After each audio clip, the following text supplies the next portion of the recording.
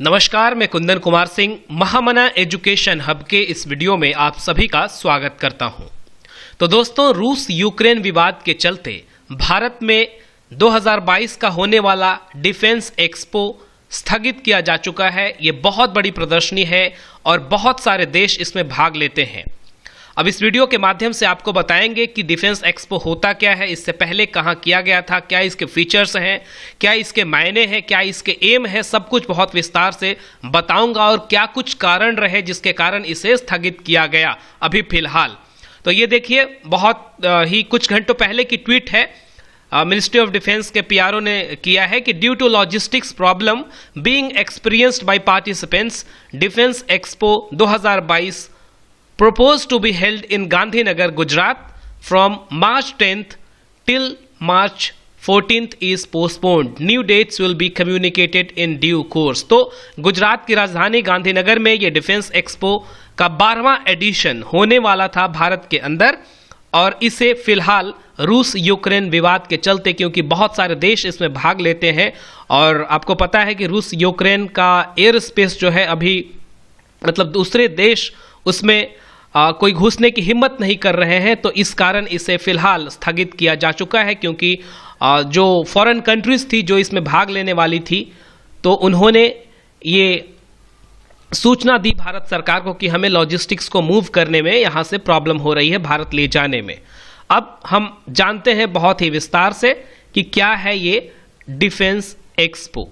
तो एक और भी मिनिस्ट्री ऑफ डिफेंस की तरफ से ये स्क्रीनशॉट है, पोस्टपोनमेंट ऑफ डिफेंस एक्सपो 2022, 4 मार्च 2022 की ये ट्वीट है। इनफैक्ट पीआईबी की रिपोर्ट है।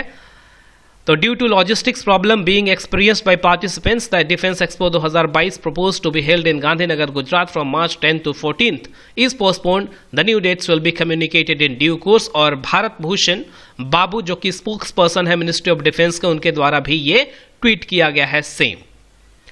हम थोड़ा सा इससे पहले आपको लिए चलते हैं इसके ऑफिशियल वेबसाइट पर, जो कि देखिए मिनिस्ट्री ऑफ डिफेंस की वेबसाइट है, और इसे डिफेंस एक्सपो को एक ऑटोनॉमस ऑर्गेनाइजेशन बना दिया गया है। ऑलराइट, थोड़ा सा इसे स्क्रॉल करके अगर हम नीचे देखने की कोशिश करेंगे तो यहां पर आप देखिए कि यहां क्लियरली लिखा हुआ है कि 12th edition of defence expo 2022 on land naval homeland security system exhibition, एक बड़ा प्रदर्शन होता है, बहुत ही अद्भुत प्रदर्शन होता है, will be held from 10 to 14 March at Gandhinagar, Gujarat in India.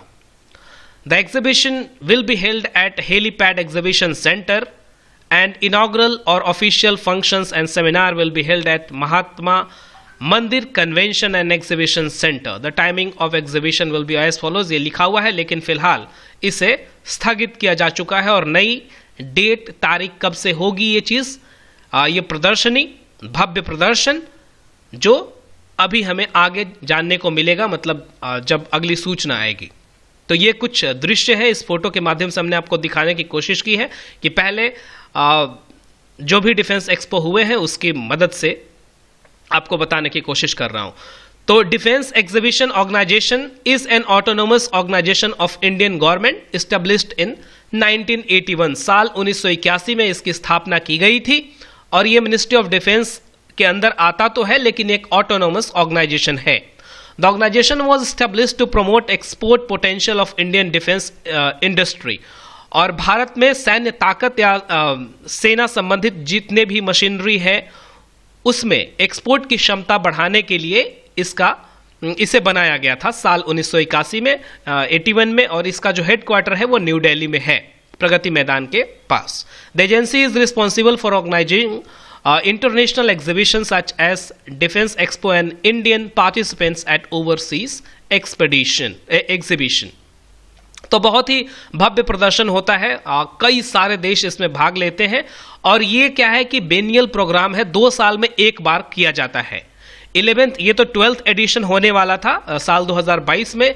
इससे पहले आपको याद होगा कि साल 2020 में लखनऊ में डिफेंस एक्सपो हुआ था, कोरोना के आने से पहले, जस्ट थोड़े दिन पहले। और इसके बाद जो उत्तर प्रदेश में आपने देखा कि डिफेंस कॉरिडोर बनाया गया है, पिछले साल ही इसकी नींव रखी गई है भारत के प्रधानमंत्री श्री नरेंद्र मोदी के द्वारा।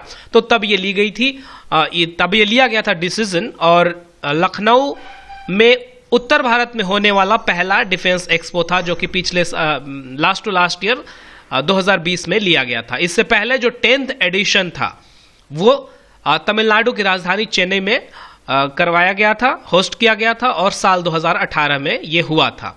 अब हम देखेंगे कि इसमें कितने देश भाग लेने वाले थे, कितनी कंपनीज थी, और बाकी जो भी इंपॉर्टेंट इंफॉर्मेशन इससे रिलेटेड है वो हम जानने की कोशिश करते हैं। तो ये था 12वां एडिशन, जो कि गांधीनगर गुजरात की राजधानी में होने वाला था 10 से 14 मार्च के बीच में, लेकिन फिलहाल इसे अभी पोस्टपोन कर दिया गया है। इसमें 973 एग्जिबिटर्स थे, इंक्लूडिंग 121 फॉरेन एग्जिबिटर्स। तो 121 जो एग्जिबिटर्स थे, जो प्रदर्शन करने वाले कंपनीज कह लें या ऑर्गेनाइजेशंस कह लें, तो 63 कंट्रीज इसमें भाग लेने वाले थे फिलहाल अभी तक की सूचना के मुताबिक। और 121 फॉरेन एग्जिबिटर्स थे, 973 इन टोटल जो भाग लेने वाले इसमें पार्टिसिपेंट्स थे वो है।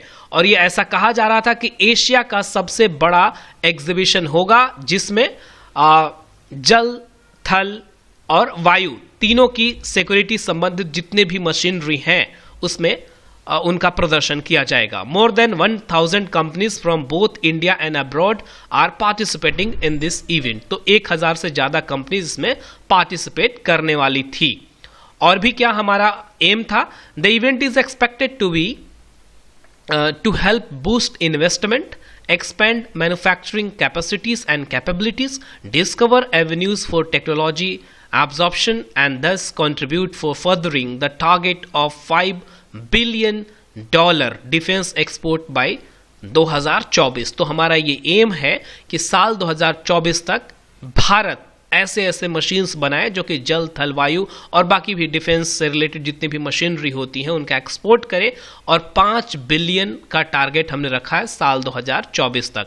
तो ये कुछ हमें जानने को मिला डिफेंस एक्सपो के बारे में। कृपया करके इसे मैक्सिमम लोगों तक शेयर करने की कोशिश करें। अगर पसंद आया तो लाइक भी जरूर कर दीजिएगा, और अगर इस चैनल को अभी तक आपने सब्सक्राइब नहीं किया है तो जरूर सब्सक्राइब कर दें। Thank you for watching and all the best for your bright future. God bless you all young ladies and gentleman.